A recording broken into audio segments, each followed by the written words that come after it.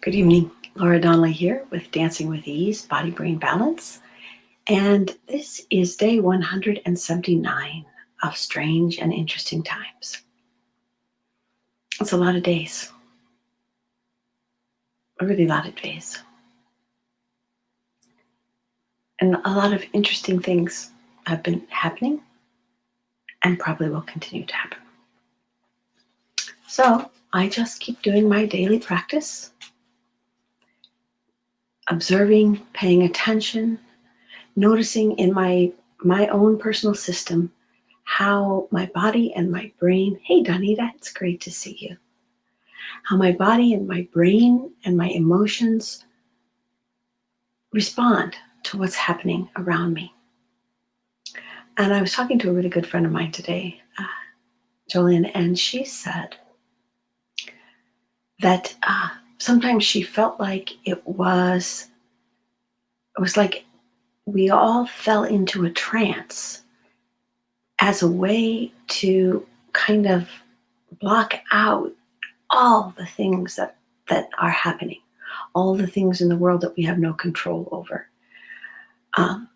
Natural disasters,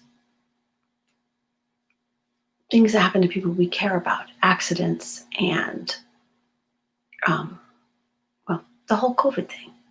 I mean, we have no control over this, and it goes up and down, and it's stressful. And so she was saying it's very easy to pop into a kind of zone where you just pay attention to what you have to get done in the day, and you do that, and you don't look right or left, and you just keep going, and you keep going, and you get tighter and tighter. And you deal with things as they come up, whether it's problems or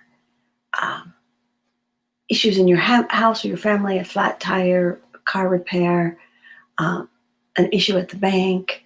But whatever it is, you just deal with it, and you just keep going, and it kind of starts to become a repetitious plodding. And this is kind of sad. And it's kind of a forgetting, what she and I were talking about, is kind of a forgetting of why we are here on the earth, what we are supposed to be doing, learning, creating, contributing, who we're supposed to help. Now, I have a kind of expansive view of this. And sometimes I think that things happen in our lives, and we are just, everything is going along, and we do this and we do that, and all of a sudden we are somewhere to give somebody a hand who really needs a helping hand. And perhaps that was our ultimate purpose, was to be there when that person needed a hand up.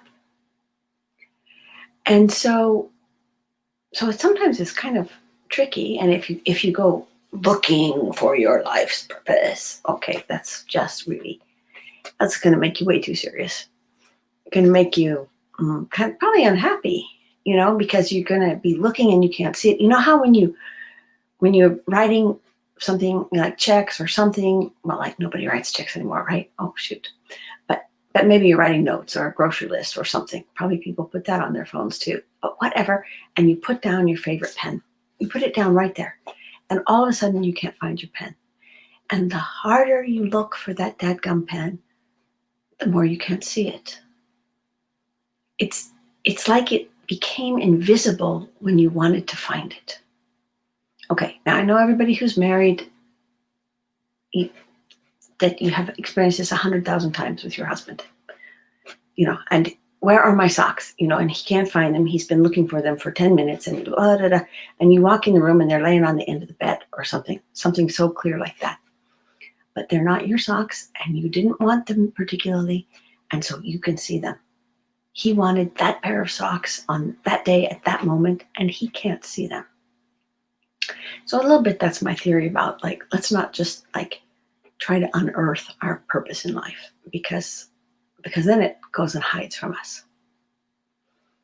But in a bizarre way, okay, so that's the difference of being in the trance. Being in the trance is like You don't care. You're just trying to get through day by day, and everything that is outside of the tunnel of getting through day by day, there's no energy or time to think about it. Like no time for a bubble bath, no time to read recipes in a cookbook or a magazine, no time to go get your nails done, no time for anything but what's on this trail. That's hard. That's really hard. And sometimes we go through phases like that.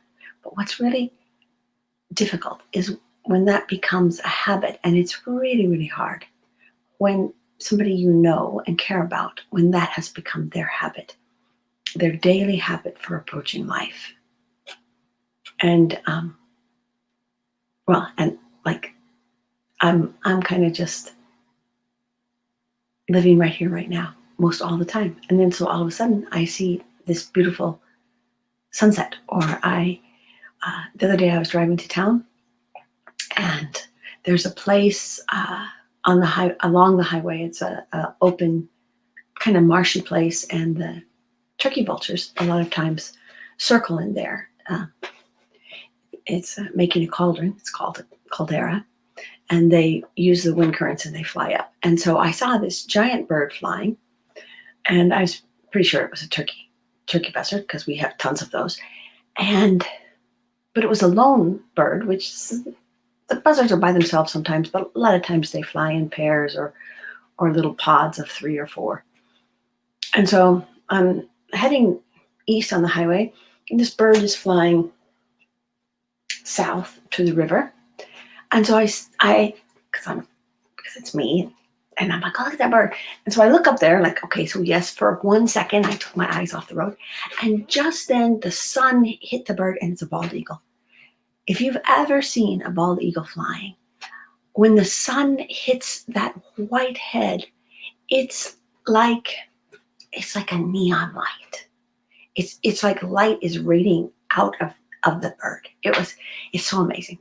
And see, I'm all by myself in my car, and I'm like, that was an eagle. I'm like so excited, right? So then today, I'm driving by the airport that is east of my house and on my way home, and the sun is a huge golden ball going down, and there's dirt and dust there, and they're harvesting milo and stuff and corn, so there's a lot of chaff and stuff in the air. And so the whole sky was a little hazy and pink. And then I see this jet taking off, and it goes right across this big, brilliant gold sun. And I'm like, if I just had a camera, and I wasn't on the highway, and I had been set up, ready to go click right when that happened. But I saw it, and it was great. So you see, my whole life, I am seeing amazing things all the time. Even when stuff is really hard, even when my mom was sick and I was taking care of her. Well, she wasn't, well, I guess she was sick. I guess COPD is like being sick, but she wasn't really sick. She was just getting more and more frail, and her lungs were not working. They couldn't expand and contract anymore, which must have felt really terrible. But she was willing, if I saw something like this, to let herself be taken away from her current situation, which was every day one step closer to passing away, and to enjoy the photos I showed her or the stories I told her about what I saw. We found some caterpillars, those, I forgot what those yellow ones are called, those giant yellow ones with the black dots, swallowtails. And we watched them, we fed them parsley, and we watched them go into cocoons. And we were talking about that the caterpillar has to die for the butterfly to be born. And so this was kind of a metaphor for her at the end of her life. But I think it's a metaphor that works for everybody. The part of us that is comfortable and safe in a trance, that that gets going in a groove and doesn't want to go to either side. That part of us has to go into the cocoon, and it has to be, we have to leave it behind and allow ourselves to emerge as a different kind of being. It's not a, we still care. We still do all the work we have to do. But what happens when we go into that trance is we get kind of numb. Our feelings get kind of numb. Our ability to connect with other people honestly and sincerely gets kind of constrained.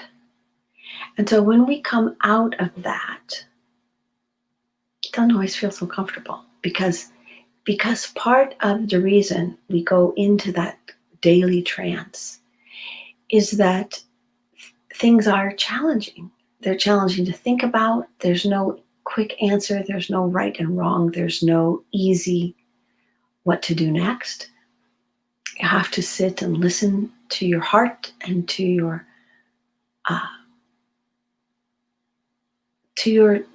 inner self. You might need to pray and meditate on what is the right action for you. It's much easier to just get in your zone and plod right ahead. That's much easier. The other opens all kinds of doors to we don't know what. And so then that is an ability to embrace the unknown. And in that to know that we're going to have these times where we feel like, oh my, I don't know if I can handle that. And then we say, but I think I can. And so we have a constriction and a tightening, and then we have an easing and a freeing and an opening so that we are able to wake up from that trance and enjoy the moments of being with the people we care about. And I think being with my mom when she was in hospice and approaching the end of her life, that made that really, really clear to me. We could be upset and worried about what was coming, or we could be right here, right now. We're having tea and shortbread cookies, which we both loved and enjoyed. And that was great. And every morning I made bacon, and every day she would say, I love bacon. And so right then, open to that right then, made the days special and allowed our communication to be very strong, even though we knew every day, at the end of the day, we were one step closer to saying goodbye. But I treasure those times that we spent together. And I remember things she said, and she is in me. The things she said, the foods she cooked, the things I cook that were recipes that she made. There's all these ways that I bring her into my daily life by choice now that bring me a little happiness and joy, and sometimes a little sadness along with it. But it's real. And for me, it's way better than falling back into the trance. And the trance is always there if we need it. We can always slip back there for a little mindless vacation. Every once in a while, I spend 2 or 3 hours on the weekend just reading a mystery novel just for fun because I need a break. That's cool. That's okay. I knew it. I took a choice. I made that choice. Tomorrow, I'm not going to do that because I have to pick tomatoes. My tomatoes are coming to an end, but there's still ripe tomatoes on my plants, so I need to go get them. So this is a practice of living. And a practice is something that you don't do once. It's like the gym. You don't go to the gym one time and think that you're fit forever. Now, that might be pretty cool. But not the way the world is. You don't eat one really good meal and think that you are nourished forever. So this process of paying attention is a practice. And when I go into Numsville, some part of me says, yo, Laura, you shut down, wake up, you shut down, quit it, come back, come out of the trance. But some part of myself is saying that. And in the old days, I would beat myself up. I would say, oh, that's stupid, why did I do that? I was really good at that. And now I just say, when I hear that little voice saying, did you really mean to go over there? Or did you want to go over here? And I say, oh, thanks. And I scan for ease, and I really quickly come right back. But that choice, that's the practice. The choice to pay attention, the choice to listen, and then to make a choice. And if I needed to make the choice to stay in Numsville, I could stay there. You always have choice. But for me, I like it better over here, where things are changing and they're dynamic and they're not in my control, but I have the ability to see and to move. And just like in a martial arts match, I can use the energy that comes at me to nourish me. And I can use the energy of something I don't want to deal with in the world. I can meet it and I can pass it right on by me because I'm at ease and centered in myself. I don't have to stop it. I don't have to freeze. I don't have to hide. I just see it and I say, if I go over here, it's going to pass me right by. And that is freedom and power. So that's it. Day 179. Kind of interesting. If you would like more information about how to start a practice like this on your own, how to get into this place where you can come back to your center quickly and easily, when you can feel that instant flush of anger because something made you mad, and let it go. That you don't have to carry that with you the whole rest of the day. You have a tool to step away from it, not because you should or because you have to, but because when you feel this anger just it doesn't feel good. And when you step away from it, you take a deep breath, your whole body expands and you feel like moving. You feel different. If you would like to know more about that, pop a comment in there and I'm going to put a post. I'm part of this awesome deal, which is for people who want to do podcasting, but I put my course in there, which is about this awareness, coming back to yourself. And the tool that we're going to use in this course to pay attention is what happens to your voice. What happens to your voice when you start tensing? What happens to your voice when you start easing? And the awesome thing is that this is a whole bundle of 42 courses called the Podcaster's Kit, because it's for people who want to start a podcast or a video show or a thing like this, live every day.